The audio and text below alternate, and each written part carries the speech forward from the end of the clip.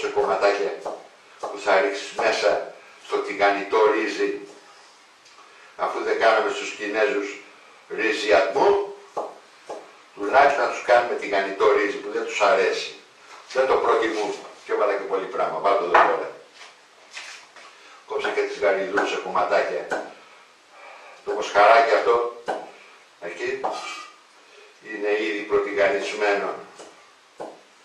Οπότε θα τους βάλουμε και τις γαριδούλες. Τι ωραίο πράγμα, Η γαριδούλα είναι ζεστή, είναι λίγο παγωμένο το κρεατάκι, δεν πειράζει. Βάλουμε και καλαμπόκι. Άμα το βάλω εδώ πέρα θα μου καεί.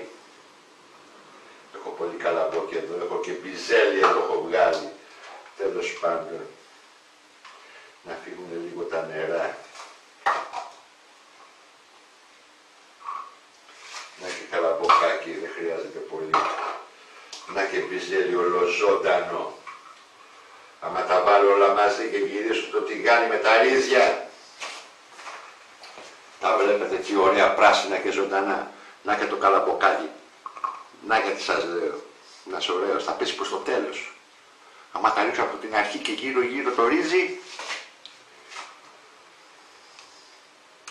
αυτό το καλαμπόκι, πάτε στα Κινέζικα, ο καλός ο μάγειρας, να μην το δείτε να είναι καμένο. Και εμένα θα μου καεί.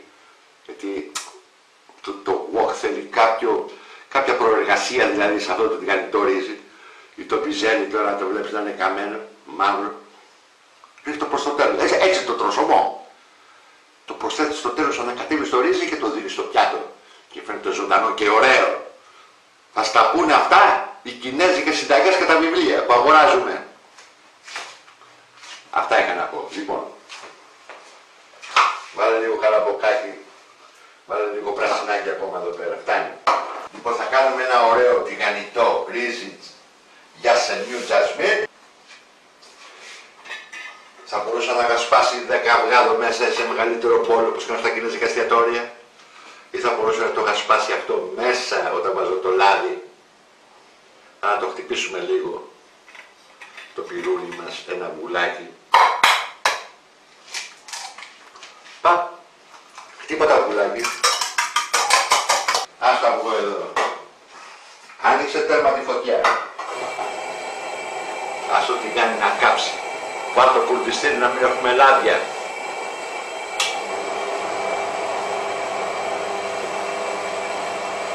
Δεν χρειάζεται να την κάνει το ρύζι πάρα πολλές δυνατές φωτιές. Μην τα κάψει τα υλικά. Καμίνωσε λίγο τη φωτιά, μην σου κολλήσουν τα ρύζια και τα υπόλοιπα. Τράβα το τηγάνι προς τα έξω. Όπο, είδατε πως καπνίζει. Τώρα χαμήλωσε τη φωτιά. Βλέπετε καπνίζει το τηγάνι. Έχουμε την κουτάλα μας εδώ. Ρίξε λάδι μέσα, ηλιάνο στο γέλιο. Η κάψη τώρα το τηγάνι καλά, για να μην μας κολλήσουν όλα αυτά τα πράγματα. Ρίξε το λάδι έξω.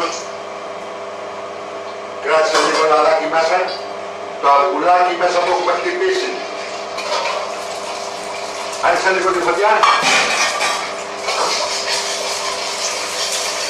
Το ριζάκι που είπαμε. Και πολύ εύκολα δεν πειράζει.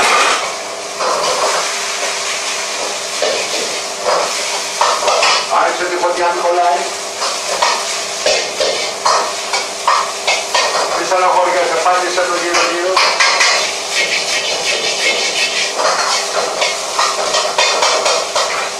Ρίξε λίγο αλατάκι μέσα, λίγο, μια ιδέα, λίγο αλατάκι. Λίγο πιπεράκι να πιπερίσει. Ωραία. Άνοιξε τώρα πιο πολύ τη φωτιά. Ρίξε αυτά που είπαμε. Το μοσχαράκι μαζί με το γαριδάκι.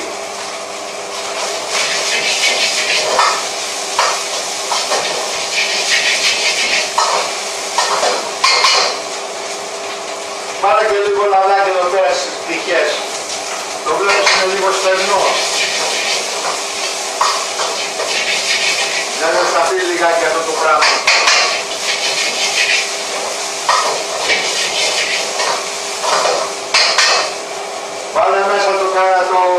Το φρέσκο κρεμμυδάκι με το καροτάκι.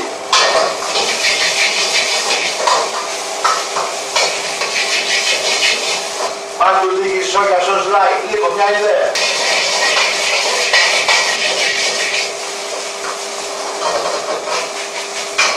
Ρίξε τα πιζέλια όπως είπαμε, μαζί με το καλαμπόκι για να μην μας μαυρίσουνε. Όχι να μην μας μαυρίσουνε, για να μην μας καούνε.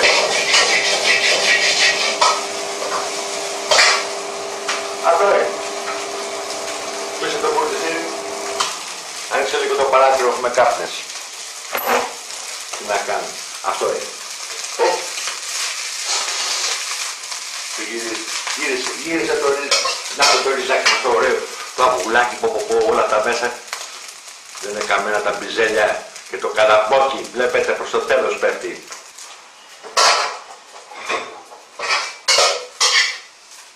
Πάτε το ωραίο το τζασμί, το ριζάκι.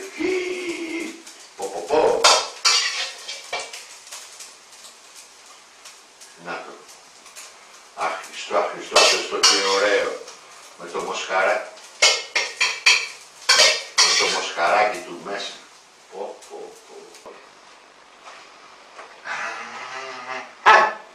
Κυρίες και κύριοι, τηγανιτό ρύζι. Με μοσχαράκι, κομματάκια τρανς, με γαριδούλες μέσα, καλαμπόκι, καρότο, πιζέλι,